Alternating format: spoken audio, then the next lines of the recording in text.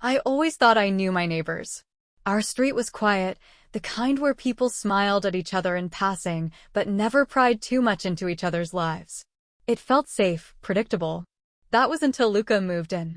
He rented the house next door a few months ago, and at first, he seemed like any other tenant, polite, reserved, the kind of person who kept to himself. But something about him was unsettling. I couldn't quite put my finger on it. It started with small things. The way I'd catch him watching me when I got the mail. How he always seemed to be outside when I was, as if waiting. At first, I chalked it up to coincidence. Maybe he was just observant. Maybe I was overthinking. But then came that morning. It was a Saturday, the kind of lazy morning where I had errands to run, but wasn't in a rush. The sun was warm, and I had just thrown on a casual skirt before heading out. I barely noticed Luca standing on his porch until I did. His eyes lingered a little too long. Not in a casual, neighborly way. It was different. I hesitated, gripping my keys a little tighter. Then he spoke. "That skirt looks good on you." The words sent an unexpected chill through me. They weren't inherently wrong, but the way he said them, slow, deliberate, made my stomach twist. I forced a polite smile, muttered a quick, thanks, and left, trying to shake off the uneasy feeling crawling up my spine. But after that day, things started to change. Luca was always there. I'd step outside, and he'd just happen to be in his yard. I'd be bringing in groceries, and he'd suddenly appear, offering to help. He never did anything overtly inappropriate, but something about his presence felt calculated. The air in my house felt heavier, as if his presence next door was somehow pressing in on me. And then, one evening, something happened that I couldn't ignore. I was in my kitchen, washing dishes, the sound of running water filling the silence. I didn't hear him at first, not until I turned and saw him standing at my back door, just beyond the glass. Watching me. I froze. I hadn't heard him knock. Had he? My heart pounded as I slowly dried my hands and moved toward the door, forcing myself to keep calm. I unlocked it just enough to speak. "Everything okay?" Luca didn't answer immediately. His eyes flickered over me quick, assessing before he smiled, slow and easy. "You've been avoiding me." A cold wave of unease crashed over me. I let out a nervous laugh, trying to downplay the tension. "I've just been busy." He tilted his head slightly. "Busy, huh?" The way he said it made my skin crawl. "Listen, Luca, I should." "You don't have to be nervous around me," he interrupted, his voice lower now. I gripped the edge of the door. "I'm not nervous." "Good," he said, his smile widening. "Because we both know something's been happening between us." My stomach dropped. "Between us?" Panic surged in my chest as I tried to force a response, but nothing came. Luca took a step forward, closing the small space between us. "Tell me I'm wrong." I swallowed hard. The air between us was thick, suffocating. Every instinct in me screamed to shut the door, to put distance between us. But for some reason, I couldn't move. I hadn't meant for my voice to sound so sharp, but the moment the words left my mouth, I knew they had hit their mark. Jake didn't answer right away. Instead, he walked over to the couch and sat down beside me, too close. "I just want to talk," he said, his voice calm but unwavering. "I need to know where we stand." A wave of unease rolled over me. "There is no we," I said firmly, standing up to put distance between us. "You're my stepson, and this, whatever you think this is, it's not happening." He exhaled slowly, his expression unreadable. "You can say that all you want," he murmured.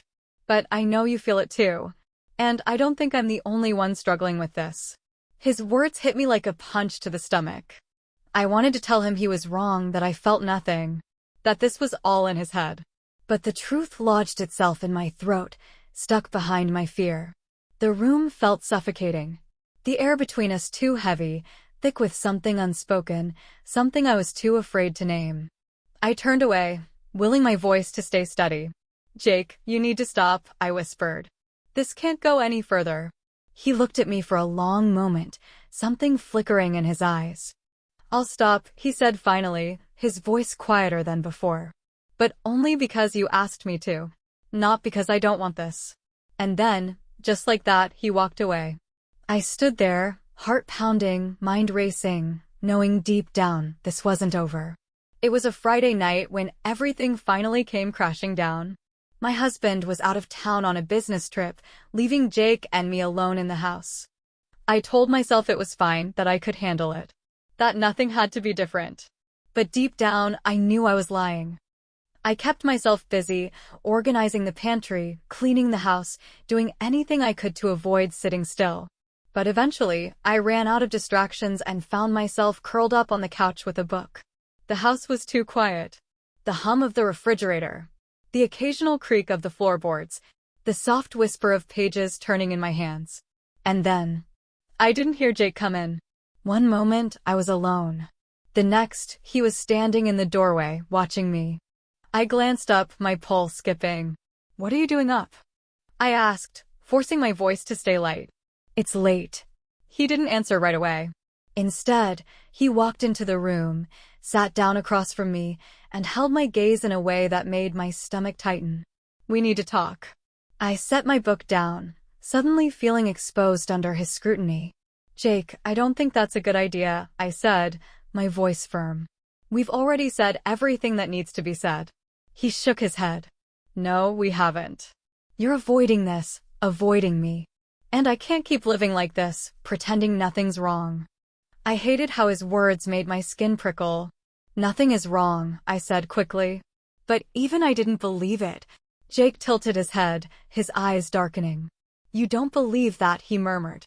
"And neither do I." A wave of panic surged through me. I needed to shut this down. Now. I stood, desperate to put space between us. "This conversation is over." I turned toward the kitchen, but before I could take more than a few steps, I felt it, his hand on my arm. I stopped, my breath catching in my throat. Slowly, I turned to face him. "Jake, why are you running away from this?" he asked, his voice low, urgent. "You know there's something between us. I know you feel it too." I pulled my arm free, shaking my head. "Stop it," I said sharply. "This isn't right." Jake's jaw tightened. "Is it?" he asked. "Because it doesn't feel wrong to me. It feels real." His words hung in the air like a storm cloud, heavy and charged. I backed away, my body thrumming with nerves. "You don't know what you're saying."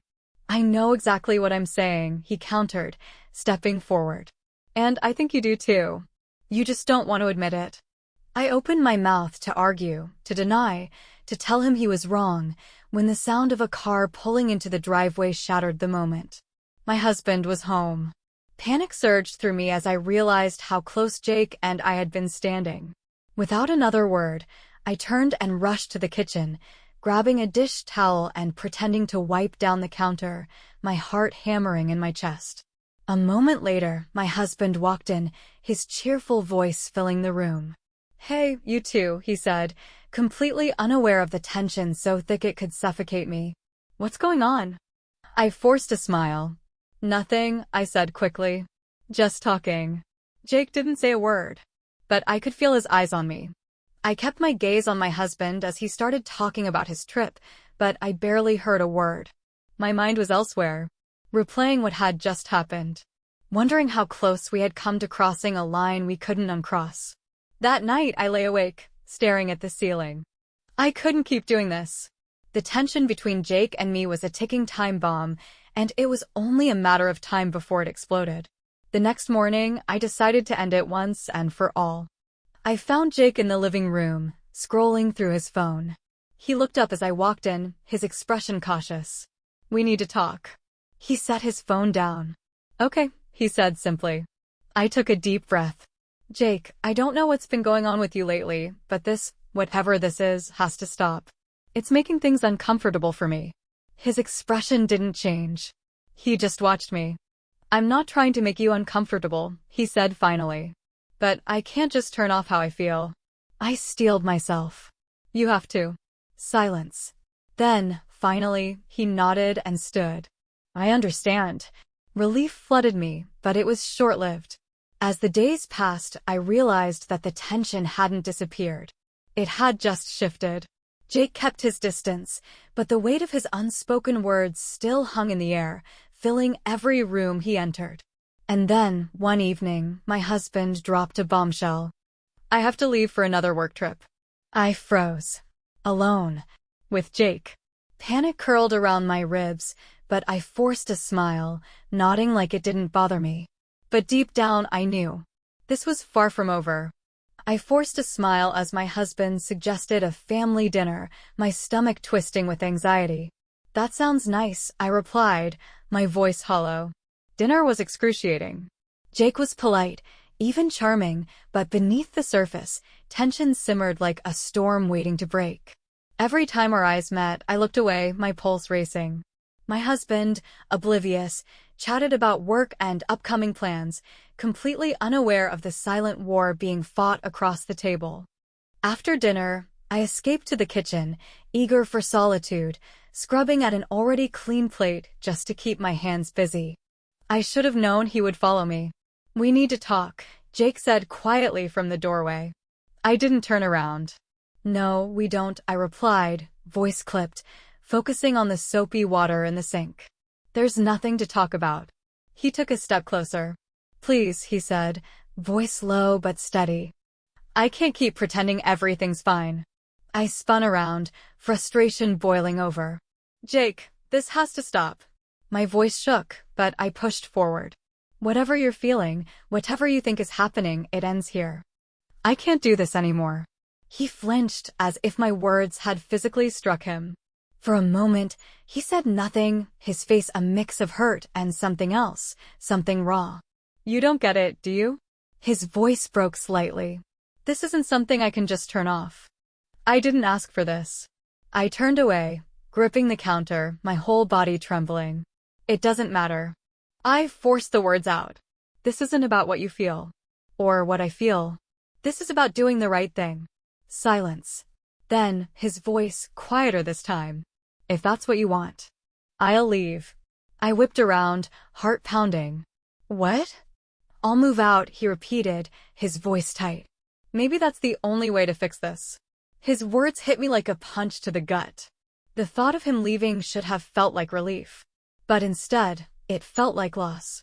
Jake, you don't have to leave, I whispered, barely trusting myself to speak.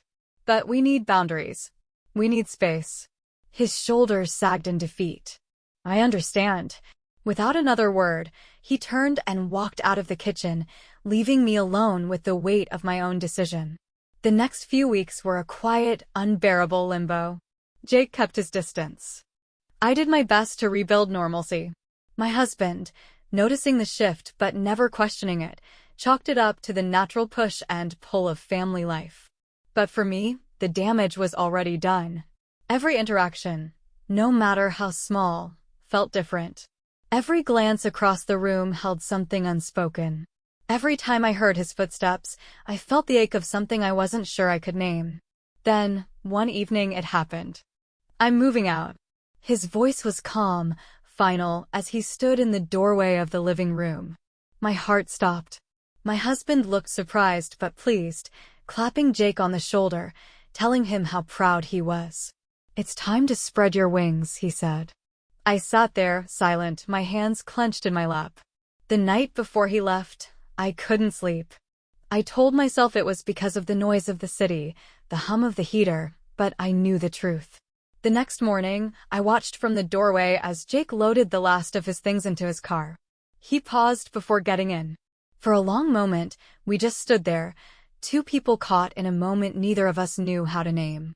Then, his voice, quiet, almost hesitant. Take care of yourself. I nodded, unable to speak. I watched him drive away, the weight of his absence settling over me like a heavy, suffocating fog. The weeks after Jake left were eerily quiet. The house, once filled with his presence, felt hollow. My husband carried on as though nothing had changed. But for me, everything had changed. I spent my days replaying it all in my mind. How had we gotten here? How had something so innocent, a glance, a conversation, spiraled into something so complicated? I couldn't blame Jake. He was young, still figuring himself out. But I was the adult. I should have set boundaries earlier. I should have put a stop to it before it became something we couldn't ignore. But I hadn't. And now, I had to live with that. The hardest truth to face. I hadn't told my husband. How could I? The guilt of keeping such a secret was eating me alive, but the fear of destroying everything we had left kept me silent. Every time he smiled at me, kissed my cheek, held me close, I felt like a fraud. But I also knew something else. Telling him wouldn't fix anything. Some truths, once spoken, can never be taken back. And so I chose silence. Not out of cowardice, but out of love. The lesson that will stay with me forever. One evening, I sat in the living room, flipping through an old journal I hadn't written in for years. Writing had always been my way of processing things. As I scribbled down my thoughts, I realized something. This wasn't just about Jake. It was about me. It was about trust, how fragile it is. It was about boundaries, how easily they can be blurred. It was about mistakes, how they don't define us, but they can teach us. And most of all, it was about forgiveness. For Jake, for my husband, and for myself. Because no matter how strong the temptation, no matter how compelling the emotions, some lines should never be crossed. I couldn't change the past, but I could learn from it. I could do better. I could be better. And for the first time, I was ready to move on. If you were in her shoes, what would you have done? Would you have told the truth? Or stayed silent to protect your family? Let me know your thoughts in the comments below. And don't forget to like and subscribe for more gripping, emotional stories that challenge everything you thought you knew about relationships. Trust me, the next story is even more shocking. You won't want to miss it.